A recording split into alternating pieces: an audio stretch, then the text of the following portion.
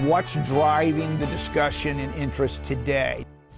That is just one of the big questions from boaters in Cape Coral tonight as the city discusses limiting how much space your docked boat can actually take up in the canal. Thank you for joining us on this Thursday evening. For more local coverage here on Fox 4, I'm Nadine Yanis. And I'm Chris Earle. A first look at the proposed ordinance happening earlier today during a Cape Water Advisory meeting, which could eventually make its way to the City Council.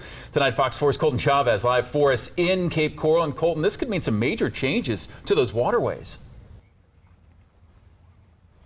Chris, Nadine, with over 400 miles of canals running through Cape Coral, you can just look behind me and see how many people have bought into this dream of living on the water and having a boat. But after hearing these new proposed guidelines, that dream might have to be shrunk down. Boating community was always built to be a boating community. And living in Cape Coral means getting around town by boat is an everyday option.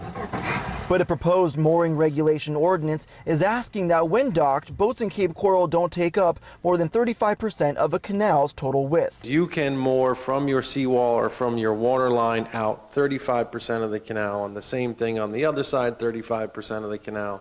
Therefore, always reserving the center third or 30% for navigation. An idea presented by Public Works Director Michael Lee Chizen and sparking comments from Water Advisory Board members who say some boats do stick out too far. I don't think it handles much for small boats, but I've seen a fair number of moderate-sized cruisers. But for boaters like Mike James, I'm unaware of a problem, and I'm always one of the opinion, and no sense making laws till we've got a reason to make a law. Safe navigation through canals for city vessels and law enforcement, a reason given by Il Chizen, and provides guidelines for enforcement. An officer could just roughly go out and look and say, is the center third of this canal available? And if not, they could contact the registered owner and say, we need you to restructure your mooring.